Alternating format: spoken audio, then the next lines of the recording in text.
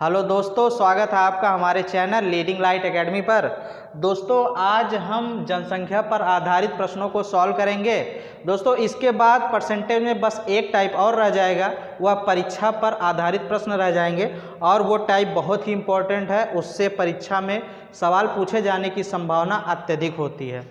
दोस्तों जो हमारा ये टॉपिक ख़त्म हो जाएगा तो हम एक 100 बढ़िया क्वेश्चन की सीरीज करेंगे परसेंटेज से संबंधित। अगर आपने हमारा सारा वीडियो और प्रैक्टिस वीडियो देख लिया तो प्रतिशत से आपका कोई भी सवाल नहीं रुकेगा।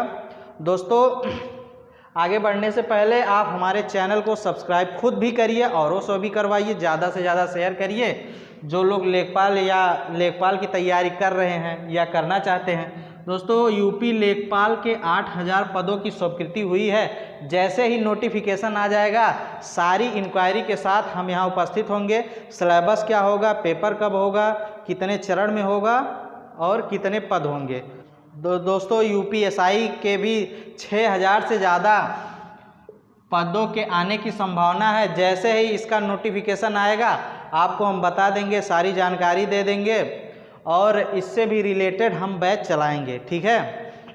आइए दोस्तों हम लोग जनसंख्या पर आधारित सवालों को सॉल्व करते हैं।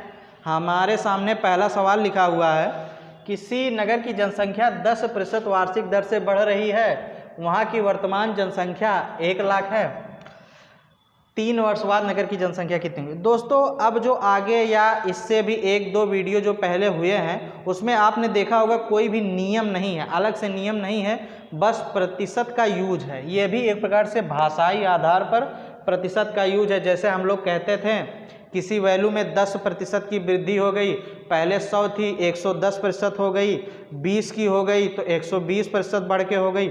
सेम उसी प्रकार नगर की कुछ जनसंख्या थी उसमें 10% वार्षिक दर से वृद्धि हो रही है, तो 1 साल बाद जनसंख्या पहले 100 रही होगी, 1 साल बाद 110 हो जाएगी। आइए देखते हैं, ये 1 लाख हमने लिख दिया हुआ है।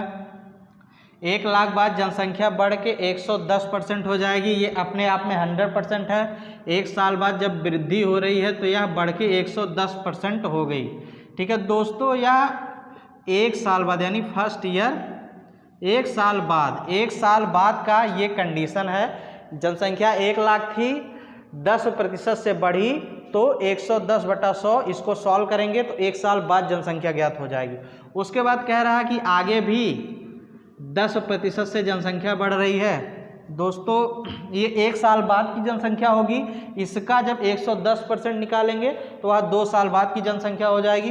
तो दोस्तों ये जो वैल्यू आएगा ये सेकेंड ईयर बाद की जनसंख्या होगी।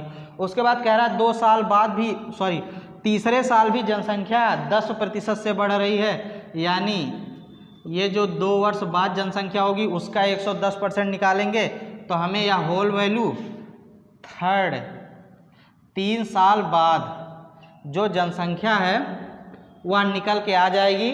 दोस्तों यही सवाल में पूछा है, आइए इसे सॉल्व करते हैं। देखिए 1 लाख में 5 शून्य है, नीचे 2 2 4 2 6 शून्य है। इसे हम सॉल्व करेंगे तो ये 5 शून्य से 5 शून्य चला गया, एक एक्स्ट्रा काट दिया, यहाँ का ले लेते हैं। यहाँ जो बचा 11 का क्यूब इंटू 100, 11 का क्यूब होता 1331, ये 0 यहाँ ऐड हो जाएगा, यानी 3 वर्ष बाद जनसंख्या 1,33,100 हो जाएगी। दोस्तों जो घनमूल है, वर्गमूल है, घन और वर्ग है, उसकी भी क्लास आगे होगी। हम आपको शॉर्ट से शॉर्ट तरीका बताएंगे जिस प्रकार आप घन, वर्ग, वर्गमूल और घनमूल ज्ञात कर सकते हैं। आइए दूसरे सवाल की तरफ बढ़ते हैं। हेलो दोस्तों हमारा अगला सवाल कह रहा है, किसी गांव की जनसंख्या 5% वार्षिक दर से बढ़ रही है, वहां की वर्तमान जनसंख्या 40,000 है, तो 2 सही 3 वर्ष बाद गांव की जनसंख्या कितनी होगी। देखिए यहाँ पर ध्यान ये देना है, आपकी बार जो ईयर पूछा वह हमसे कोई पूर्णांक वैल्यू नहीं दिया है बल्कि भिन्न में दिया है। आइए देखते हैं इसे कैसे सॉल्व करते हैं। देखिए जो जनसंख्या है वह पहले वर्ष बाद 1 वर्ष बाद 5% से बढ़ी रही होगी, 100 रही होगी, 105% हो गई होगी। फिर कह रहा है दूसरे वर्ष भी 5% से ही बढ़ी होगी। देखिए यहाँ 2 पूरा ईयर है, तीसरे साल का हमें 3/5 लेना है। यानी अगर 3 साल पूरा जनसंख्या बढ़ती तो वह 5% से बढ़ती, लेकिन हमें पूरा 5% नहीं लेना है, केवल इसका 3/5 भाग ही लेना है। ये 5 से 5 कट गया, 3 यहाँ लग जाएगा, प्रतिशत यहाँ लग जाएगा, तो यह 3%। यानी जनसंख्या पहले वर्ष 5% बढ़ेगी, दूसरे वर्ष 5% बढ़ेगी, तीसरे वर्ष 3% बढ़ेगी, क्योंकि यहाँ केवल हमें ईयर का 3/5 भाग ही चाहिए। ठीक है, वो जो गणना कह रहा है 2 वर्ष पूरा लेता है, तीसरे वर्ष का केवल 3/5 भाग ही लेता है। ठीक है, आइए इसे सॉल्व करते हैं। और प्रत्येक वर्ष 5% से बढ़ता है, तो हमने देखा कि उसी ईयर में 3/5 भाग में कितना बढ़ेगा, तो ये निकल के आया 3%। यानी पहले 5%, फिर 5, फिर 3%। ठीक है, आइए सॉल्व करते हैं। जनसंख्या है हमारी टोटल 40,000। ठीक है, 40। उसके बाद पहले साल 5% से बढ़ा तो 105% हो जाएगा, फिर दूसरे साल 105% से बढ़ेगा। ठीक है, उसके बाद तीसरे साल ये बढ़ेगा 3% से, और ये जो इसको सॉल्व करने के बाद जो वैल्यू निकल के आएगी वह हमारी फाइनल वैल्यू होगी, या 2 सही 3/5 वर्ष बाद गांव की जनसंख्या होगी। दोस्तों सॉल्व करेंगे तो ये कट जाएगा, ये 21, 20, 21, 20। ठीक है, हमने 5 से काटा है, ये 2 जीरो से 2 जीरो चला जाएगा, 20 × 20 400 होता है, ये 400 इस 20 से चला जाएगा, तो हमारे पास आया 21 का स्क्वायर इंटू 103। 21 का स्क्वायर होता है 441 इंटू 103। दोस्तों इसे हम सॉल्व करेंगे तो 45423। इसे मैंने पहले किया हुआ है, आपको इतना तो एग्जाम में करना ही पड़ेगा।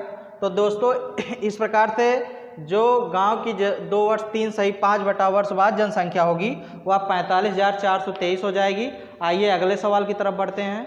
दोस्तों आइए अपने अगले सवाल की तरफ बढ़ते हैं। सवाल कह रहा है कस्बे की जनसंख्या पहले वर्ष 5% घटी, दूसरे वर्ष 8% बढ़ी और तीसरे वर्ष 10% घटी।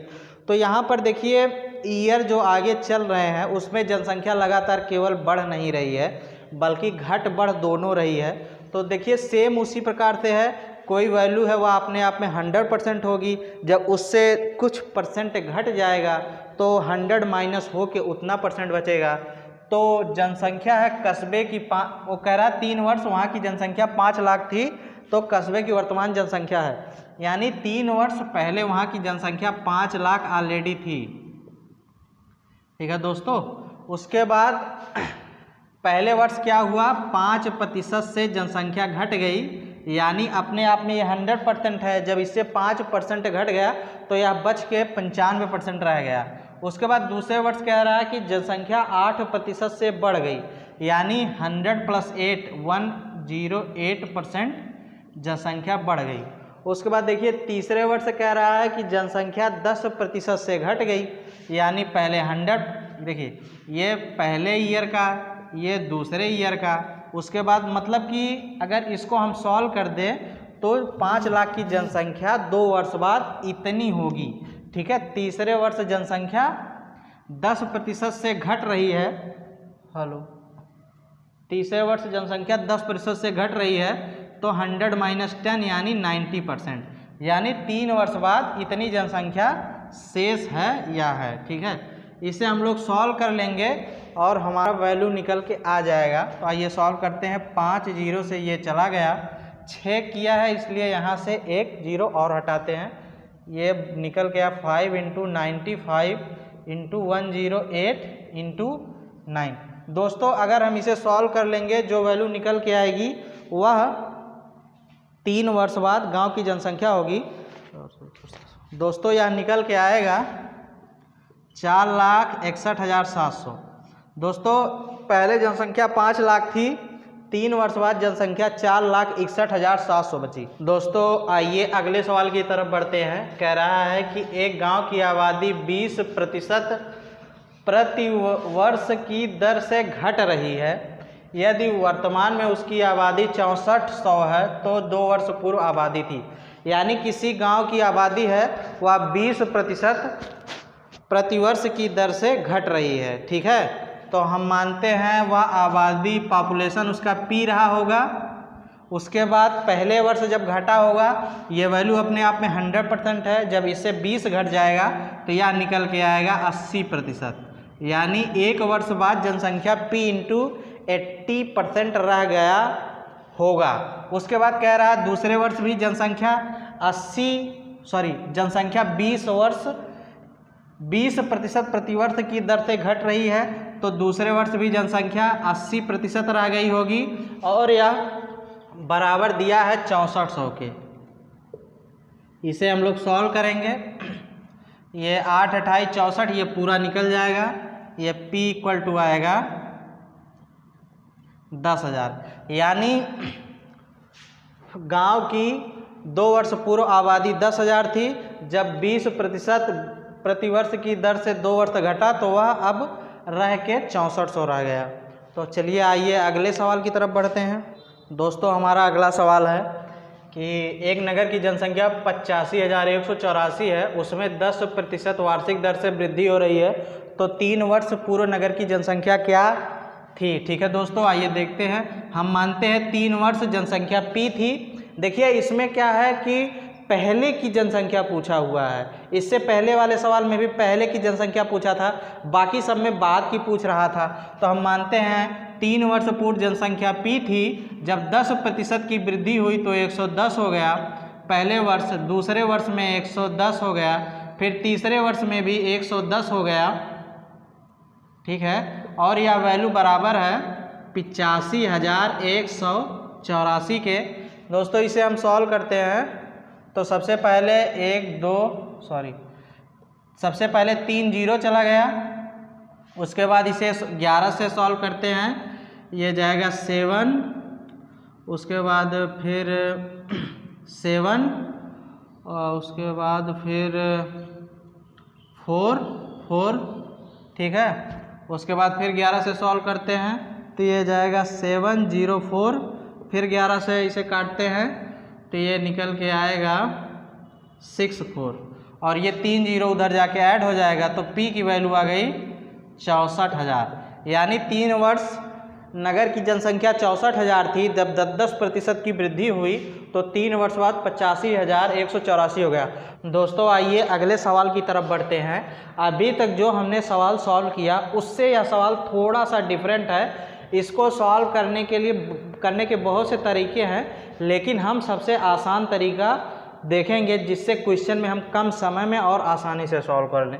कह रहा है एक नगर की जनसंख्या 15,000 है, यदि उसमें पुरुषों की संख्या में 8%, स्त्रियों की संख्या में 10% की वृद्धि हो जाए तो जनसंख्या बढ़कर 16,300 हो जाती है। नगर में स्त्रियों की संख्या है। ठीक है दोस्तों, देखिए इसे सॉल्व करते समय हमें एक छोटी सी बात को रिकॉल करना है। मैंने आपको बताया हुआ है मैंने आपको बताया था कि परसेंटेज को तोड़ कर कैसे सॉल्व करते हैं, उसका यहाँ पर बहुत यूज है। देखिए जो मेल है, पुरुष है, फीमेल है, महिला है। ठीक है, पुरुष कह रहा है 8% से बढ़ गया, महिला कह रहा है कि 10% से बढ़ गया। ठीक है, इसको हम तोड़कर लिख सकते हैं 8% प्लस 2%, कोई दिक्कत नहीं। ये 8%, ये 8%, इसको हम ऐसे देखें कि जो जनसंख्या है वह टोटल 8% से बढ़ गई प्लस 2% फीमेल बढ़ गए। ठीक है, ये पूरी 8% से जनसंख्या ही बढ़ गई। ठीक है, और 2% से फीमेल बढ़ गए। दोस्तों जनसंख्या में मेल और फीमेल ही होंगे, तो इन दोनों का हमने ऐड कर दिया, उसके बाद इसे सेपरेट कर दिया, तो कह सकते हैं कि 8% से टोटल जनसंख्या बढ़ गई और 2% से फीमेल बढ़ गए। तो दोस्तों यहाँ देखिए नगर की जनसंख्या थी 15,000, 15,000 में 15,000 का हम लोग 8% निकालेंगे तो ये 2 0 से 0 चला गया, 15 8 120, ये निकल के आएगा 1200। ठीक है, यानी कि जो जनसंख्या है वह 1200 से बड़ी है। 1200 में स्त्री और पुरुष दोनों लोग हैं और हमारा जो जनसंख्या बढ़कर हुआ है 16,300, यानी कि जो जनसंख्या में वृद्धि हुई है वह 1,300 की हुई है।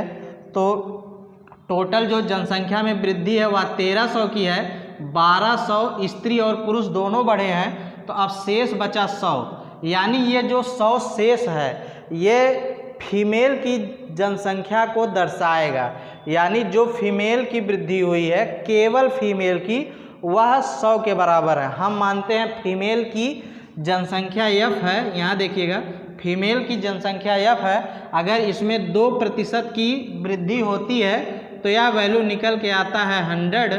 इसे हम आगे सॉल्व करेंगे, 2 से ये 50 बार जाएगा, तो ये फीमेल की जनसंख्या निकल के आएगी 5,000, यानी नगर में स्त्रियों की जनसंख्या 5,000 थी। ठीक है दोस्तों, हमने क्या किया कि पहले मेल 8%, फीमेल 10% की वृद्धि हुई है या क्वेश्चन कह रहा है, उसके बाद हमने फीमेल को ब्रेक कर लिया 8% प्लस 2% में, यानी इन दोनों को ऐड करके हम ऐसा कह सकते हैं कि 8% टोटल जनसंख्या बढ़ी प्लस 2% केवल फीमेल की बढ़ी है।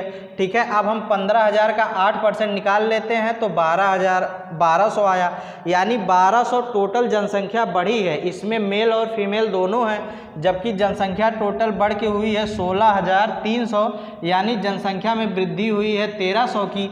जब इसमें से टोटल जनसंख्या को हम लोग घटा देंगे उसके बाद 100, ठीक है, जो जनसंख्या 100 वृद्धि ऐसी है जो फीमेल की है और या फीमेल की वृद्धि 2% है, हम मानते हैं फीमेल F है, इसका 2% 100 के बराबर है, तो फीमेल की जनसंख्या 5,000 है।